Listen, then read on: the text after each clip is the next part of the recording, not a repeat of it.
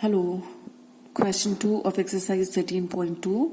Rachel, an engineering student, was asked to make a model shaped like a cylinder with two cones attached at its two ends by using a thin aluminium sheet.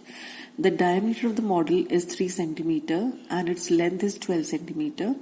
If each cone has a height of 2 centimeter, find the volume of air contained in the model that Rachel made.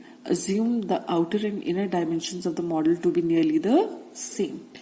अब Rachel जो एक engineering student है उसने एक model बनाया है जिसके अंदर एक सिलेंडर है और इस सिलेंडर के दोनों एंड्स पर there are two cones attach to the cylinder.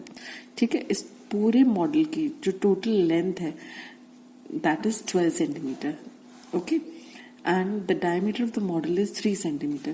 इस पूरे मॉडल का diameter is 3 centimeters. Okay, we have to find out the volume of air that is contained in this model. अब हमें दिया हुआ है कि height of the conical part is 2 centimeters and the total height of the model is 12 centimeter. ठीक है, अब total height of the model is 12. that means ये जो total height है इसके अंदर there are two conical parts and a cylindrical part. That means the height of two conical parts plus the height of the cylindrical part is equal to the total length, है ना? So that means 2 times the height of the conical part plus height of cylindrical part should be equal to 12 centimeter. अब height of conical part is 2, so that means 2 into 2 plus height of the cylindrical part is 12. So that means height of the cylindrical part is 12 minus ये plus ये 4 जब equal to दूसरी तरफ जाएगा तो ये -4 हो जाएगा, है ना? तो 12 minus 4 दैट इज 8 सेंटीमीटर. तो इसका मतलब ये जो सिलेंड्रिकल पार्ट है इसकी हाइट है 8 सेंटीमीटर. ओके, अब हमें क्या करना, we have to find out the air that is contained in this model. Volume of the air का मतलब एक तरह से ये हुआ कि आपको volume of this model find out करना है. अब radius of the cylindrical part हमें कितना दिया हुआ है, radius of the cylindrical part is 3/2 centimetres. आप डायमीटर आपको 3 दिया हुआ था ना, तो radius is half the diameter, so radius of the cylindrical part is 3/2 centimeters.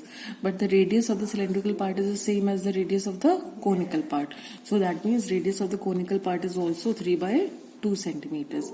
Now in order to find out the volume of air present in this model, हमें एक तरह से volume of the cylinder निकालना है plus 2 times the volume of the cones निकालना है. अब volume of the cylinder is πr²h. यहाँ लेकिन जो सिलेंडर है उसकी हाइट इज डिफरेंट. रेडियस तो कोन और सिलेंडर का दोनों का सेम है बट हाइट्स दोनों की डिफरेंट है, इसलिए volume of the cylinder is πr²h. यहाँ पे मैंने cy लिखा है, cy रिप्रेजेंट सिलेंडर. ठीक है, this is the height of the cylinder plus volume of the cone. Volume of cone is 1/3 πr²h. यहाँ height is the height of the कोन. तो 2 times the volume of cones है तो 2 into 1/3 πr²h कोन. Okay, सो अब आप देख रहे हैं दोनों में πr² कॉमन है क्योंकि रेडियस दोनों का सेम है, इसलिए we can take out πr² common. अब πr² कॉमन ले लिया तो यहाँ क्या बचा, यहाँ हमारे पास बचा height of the cylinder plus 2/3 height of the cone. Now pi की value is 22/7, radius is 3/2, so you have r². तो r² की जगह आपके पास आया 3/2 into 3/2 ब्रैकेट में. हाइट ऑफ द सिलेंडर अभी हमने कैलकुलेट किया था, दैट वाज 8. तो हाइट ऑफ द सिलेंडर की जगह I put 8 plus 2/3 height of the cone. Height of the कोन अब हमें क्या गिवन है, इट इज 2, है ना? तो ये हो जाएगा 2/3 into 2.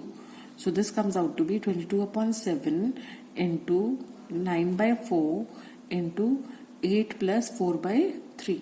जब आप इसका एलसीएम लेंगे तो 1 और 3 का LCM will be 3.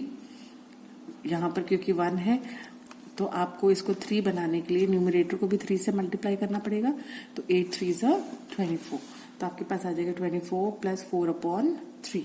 So this is equal to 22/7 into 9/4 into इनको ऐड करके आया 28/3. आप देखेंगे यहाँ पर 7 से ये 28 है, 7 4s are 28. तो ये आप इसको कैंसिल कर देंगे. 7 4s are 28, 3 3s are 9 अब 4 से ये 4 कैंसिल हो जाएगा, so you are just left with 22 into 3, so which comes out to be 66 centimeter cube.